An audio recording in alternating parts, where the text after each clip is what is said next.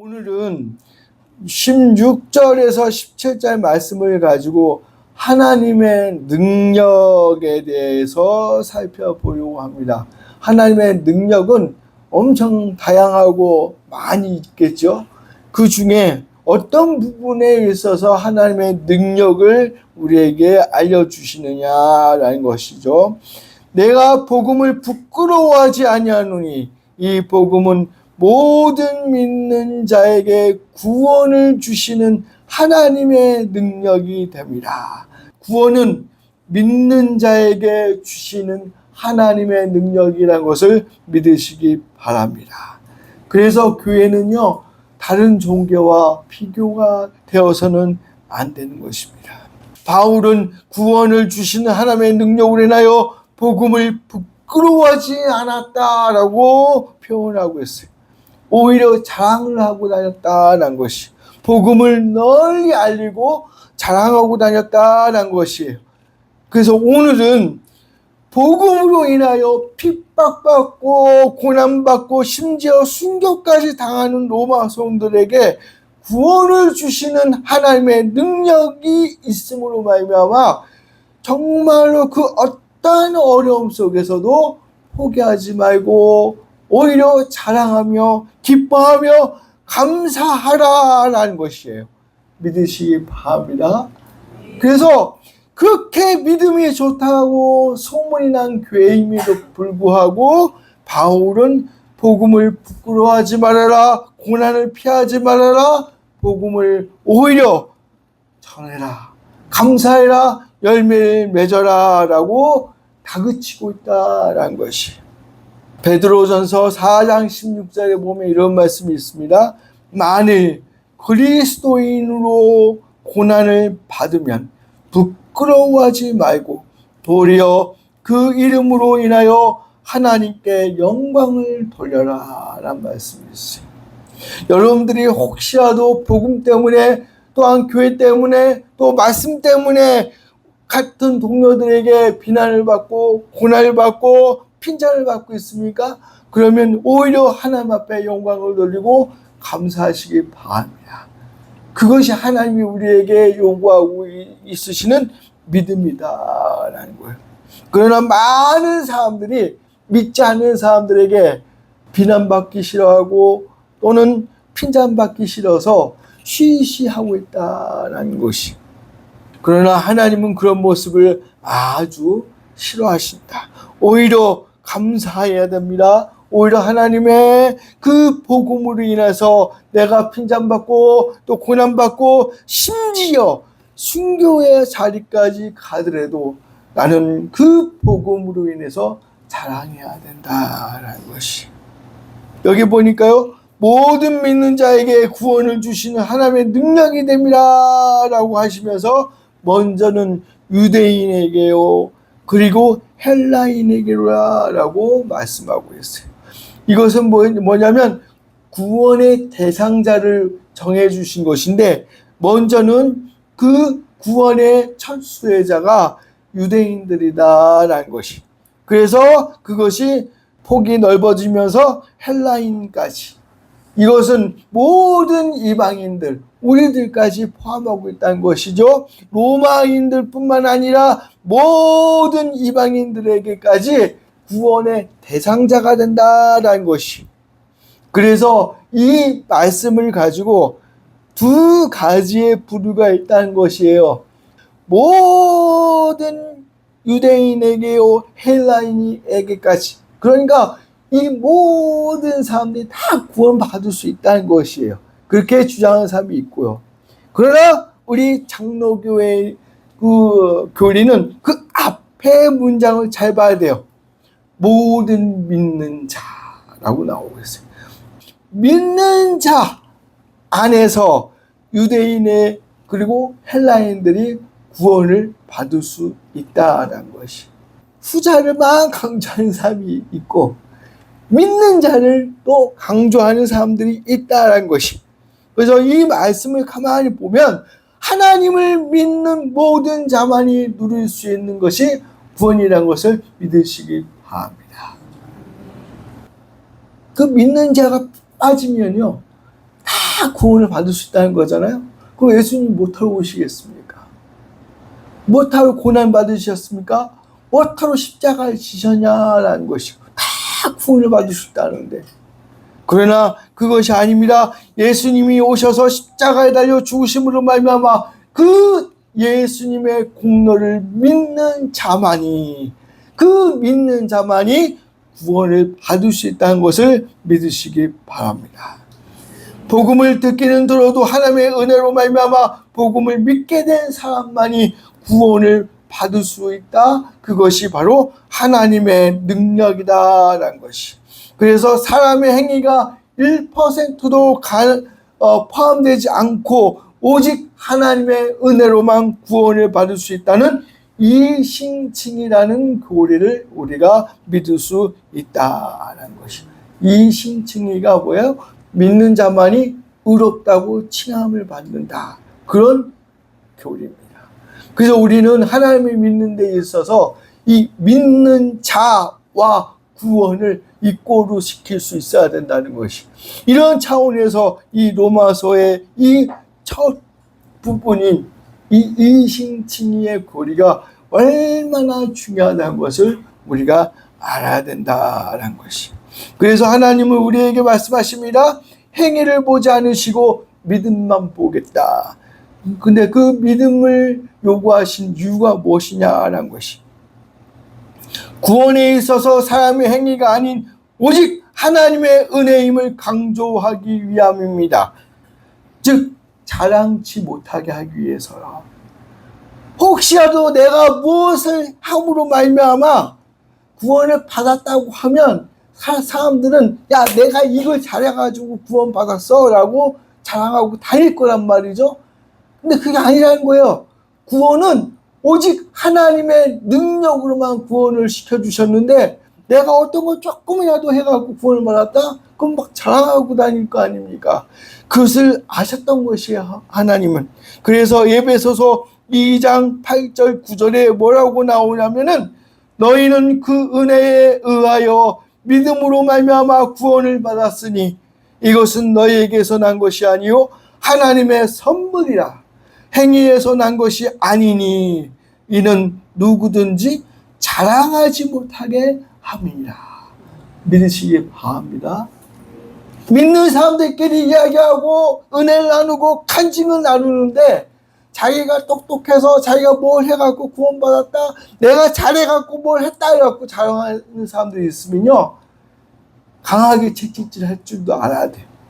믿는 자들은요, 하나님의 자녀들은요, 헌금을 얼마를 했든 간에 봉사를 얼마큼 많이 했든 간에 겸손해져야 되는 것을 믿으시기 바랍니다. 우리는요 작은 교회나 큰 교회나 봉사하고 헌금 생활하고 믿음 생활하면요 하나님만이 그 공로를 인정해 달라고 그렇게 기도하시고 나는 사라져야 하는 줄 믿으시기 바랍니다. 내가 이 교회에 헌금을 얼마큼 했고 봉사를 얼마큼 했고 엄청난 일을 했음에도 불구하고 나는 낮아지고 오히려 낮은 자들을, 오히려 약한 자들을 높여주고 그들의 일을 할 수 있게끔 밀어주고 이런 것이 교회의 모습이요 하나님이 요구하신 것이지 내가 이 교회에 이런 말이 나오는 순간부터 타락하게 된다는 것이.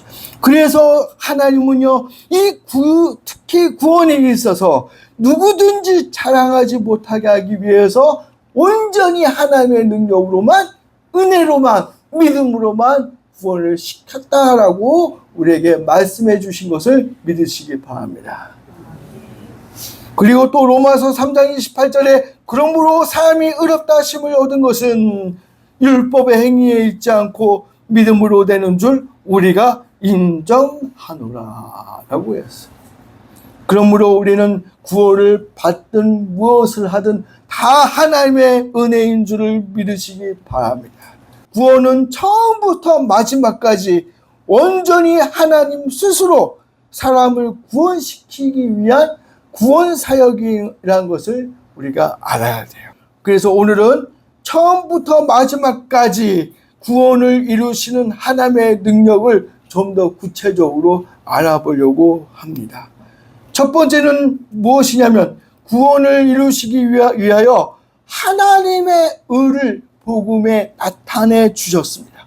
17절 맨 앞에 보면 복음에는 하나님의 의가 나타나서라고 말씀하고 있어요.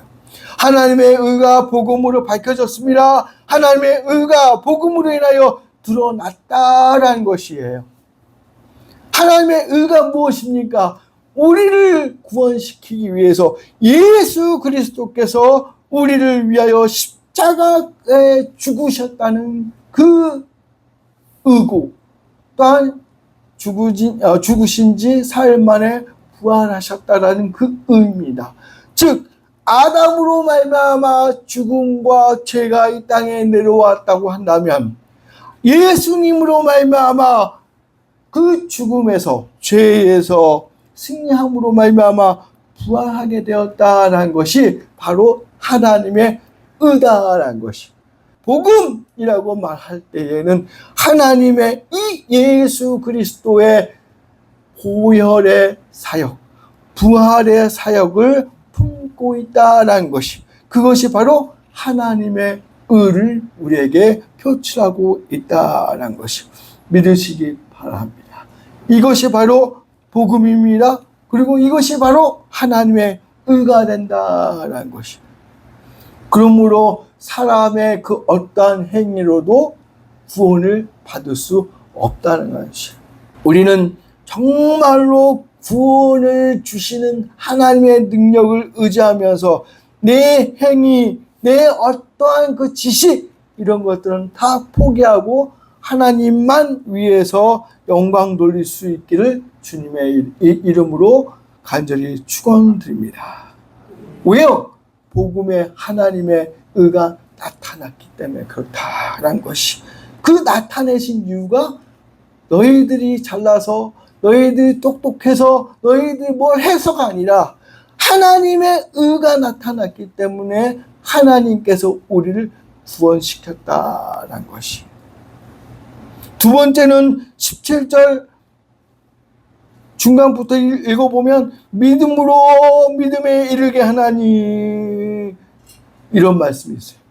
믿음으로 믿음에 이르게 하나니, 이것은요, 구원을 이루시는 것은 하나님의 절대적인 주권 사역이다라는 것을 말씀해 주고 있어요. 믿음으로 믿음에 이르게 한다라는 표현이 참 이해가 되는 것 같으면서도 어려운 부분이에요. 원문을 보면요, 에크 피스테토스 에이스 피스테인이라는 말이에요. 믿음. 영어로 하면 프롬 땡땡 투라는 이걸로 번역이 됐는데, 이게 뭐냐면 시작에서 끝까지라고 우리가 직역하면은 번역이 그렇게 될 수 있다는 것이죠. 믿음으로 믿음에 이르게 하나니라는 말은 뭐냐면, 복음에는 하나님의 의가 나타나 하나님의 은혜로 믿음을 주시는데, 바로 하나님의 은혜로 말미암아 믿음에서부터 시작하여 믿음에 이르게 한다란 말이에요. 참 어려운 말이죠.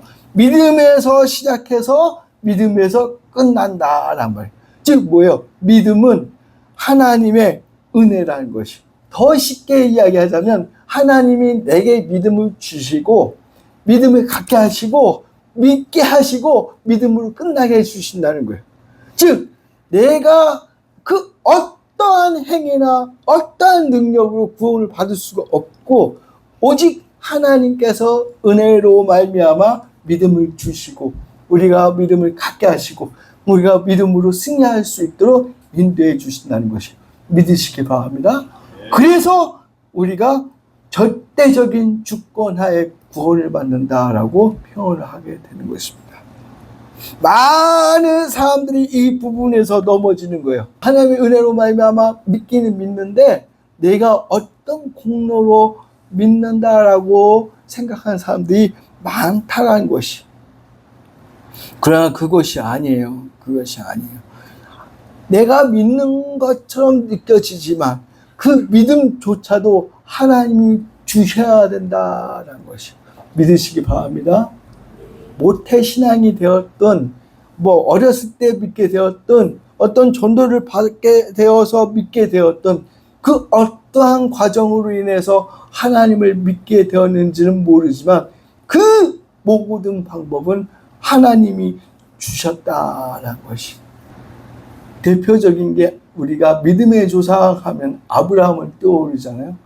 아브라함은요 메소포타미아 즉 갈대라 우르에서 우상을 섬기던 집에서 태어난 사람이에요. 그 아버지가 우상을 만들어서 판매함으로 해서 돈을 벌던 사람이에요. 그러니까 얼마나 우상에 쩌들어 있었겠습니까? 근데 어떤 목사님들 옛날에는 그랬어요. 그 안에서 믿음을 지켰다고 그래서 하나님이 선택했다고 하는데 그런 근거는 없어요. 그냥 우리가 알 수 있는 거는요, 아빠가 우상을 만들어서 판매해서 그 수익으로 얻었던 가정의 아들로 태어났다고 우리는 그거밖에 모르는데, 그러면은 과연 아브라함이 믿음이 좋았겠냐라는 것이죠. 부모가 우상 덩어리인데 그럼에도 불구하고 하나님은 아브라함을 선택해 주셨다는 것이죠. 그럼에도 불구하고 그래서 아브라함이 떠났고 하나님 앞에 이끌림을 받아갖고 믿음 생활을 쭉 하면서 성장하고 성장했는데 하나님이 그 아브라함에게 믿음의 조상이라는 이름을 주실 때에 아브라함의 행위를 보지 않으셨다는 것이죠. 창세기 15장 6절에 보니까 아브라함이 여호와를 믿으니 여호와께서 이를 그의 의로 여기셨다라고 했어요. 믿음의 조상 아브라함인데 그 어떠한 행위를 보지 않으시고 믿음을 보시고 의롭다 칭해 주셨다는 것이요. 아브라함이 우리가 잘 알잖아요. 그 아들 이삭을 칼로 죽여서 제단에 올리려고 할 정도로 믿음이 좋았다는 것이죠. 그러니까 그 행위를 보시고 믿음의 조상으로 만들어주신 게 아니었다는 것이죠. 그냥 여호와를 믿었다라는 것이죠. 믿음으로 인해서 믿음의 조상으로 인침을 받게끔 부르심을 받게끔 인도해 주셨다는 것이죠. 그러므로 우리 성도님들이요 구약 시대에도 믿음으로 구원을 받았다는 사실 믿으시기 바랍니다. 어떤 사람들은 구약은 행위로 구원을 받았고 신약은 믿음이에요 이렇게 말하는 사람이 있는데 아니에요. 구약도요 열심히 율법을 행하긴 행했지만 그 안에 하나님을 믿고 예수를 믿고 성령 하나님을 믿는 믿음이 있어야만 구원을 받았다라는 것이. 아브라함도 여호와를 믿으니라고 했지 않습니까? 즉 우리가 신앙생활 할 때에 교회에서 열심히 봉사하고 열심으로 헌신하는 사람들이라 할지라도 하나님은 내 믿음을 보신다라는 것을 믿으시기 바랍니다. 그렇다고 헌신하고 봉사를 하지 말라는 게 아닙니다. 항상 제가 강조하죠. 하나님의 자녀가 된 그 감사함으로 더 충성하고 더 헌신해야 될 줄 믿습니다. 그것이 우리의 자세입니다. 그런데 오늘 그 말씀 중에 기록된 바 이렇게 말씀하고 계세요. 17절 보니까요. 기록된 바 오직 의인은 믿음으로 말미암아 살리라 함과 같으니라. 이게 바울이 로마에 있는 성도들에게 주신 말씀인데 아주 귀한 말씀이에요. 이 말씀을 가지고 강연도 하고 설교도 하고 많이 합니다. 그런데 이 말씀을요 기록된 바, 그러니까 바울도 자기의 말이 아니에요. 구약의 어떤 말씀을 인용한 것이잖아요. 구약의 어떤 말씀이냐? 하박국 2장 4절에 보라 그의 마음은 교만하며 그의 속에는 경직하지 못하도다. 그러나 의인은 믿음으로 살리라 라고 하셨습니다. 이 말씀은요 하박국이요 가만히 보니까 이 백성들이 이스라엘 백성들이 우상을 엄청 섬기고 있어요. 그리고 바벨론이라는 나라가 막 호시탐탐 막 노리고 있습니다. 하나님, 왜 이 나라를 이토록 우상 덩어리가 될 정도로, 또 심지어 바벨론이 쳐들어왔고 우리나라가 망할 정도로 왜 이런 나라가 돼야 됩니까? 왜 하나님이요 이 나라의 불의를 지켜만 보고 계십니까? 그리고 어떻게 그 악한 나라가 우리나라를 침범하려고 하는데 이걸 가만히 보고 계십니까? 하고 계속 불평의 기도를 하고 있었던 거예요. 하박국 선지자로서. 그러니까 하나님이 주신 말씀이 오늘 이 말씀이에요. 보라, 그의 마음은 교만하며 그의 속에는 정직하지 못하도다. 그러나 의인은 믿음으로 살리라. 이 말씀 뭐냐면 이스라엘 백성이라 할지라도 구원받는 게 아니라는 거예요. 바벨론이 뭐고 저기가 다 중요한 게 아니라는 거예요. 뭐가 중요하냐? 오직 믿음만 중요하다라는 것이에요. 이스라엘 백성이기 때문에 구원시켜주고 또 타인이라서 멸망시키는 것이 아니라는 것이에요. 오직 의인은 믿음으로만 살리라. 이것을 인용하면서 오직 의인은 믿음으로만 살리라 라고 말씀해 주고 있다는 것이죠. 즉, 그 믿음이 누구에게서 오느냐? 하나님에게서 왔다는 것이 믿으시기 바랍니다. 로마에 있는 성도들에게 너희들이 그렇게 힘들게 정말로 핍박과 고난을 당하고 있는데 그 믿음을 주신 하나님을 더 붙잡아야 된다. 더 나아가야 된다. 더 신앙으로 믿음으로 나아가야 된다는 것을 우리에게 말씀해 주고 있다는 것입니다. 믿으시기 바랍니다. 이처럼 우리도 하나님의 절대적인 주권을 인정하는 자세가 필요합니다. 세상에 나아가 가정 또는 직장, 동료, 또 사업체 등등등 그 어느 곳에서든지 간에 나뿐만 아니라 우리 가정을, 우리 직장을, 또 우리 학교를, 또 어느 사업체를 그 모든 것에서 그거 모든 것들을 인도해 주신 분이 하나님이시라는 것을 믿으시기 바랍니다. 그래서 우리가 어떤 삶을 살아가더라도 하나님께 맡기는 삶이 되어야 된다는 것이. 그 믿음이 우리 한빛교회 온 성도들의 믿음이 될 수 있기를 주님의 이름으로 간절히 축원드립니다. 오늘은 오직 의인은 믿음으로만 살리라 라는 그 말씀에서 나오는 이 신칭이 오직 의인은 믿음으로만 살리라는 그 이 신칭의를 허락해 주시는 하나님의 능력을 우리가 한번 살펴보았습니다. 사람의 그 어떤 행위도 하나님의 능력 앞에 나설 수 없습니다. 우리 모두 하나님의 능력을 인정하시기 바랍니다. 그리고 하나님의 절대적인 주권을 믿으시고 우리 구원을 은혜로 주신 하나님의 능력에 감사하며 바른 신앙의 삶을 살아갈 수 있는 우리 성도들이 다 될 수 있기를 주님의 이름으로 간절히 축원드립니다.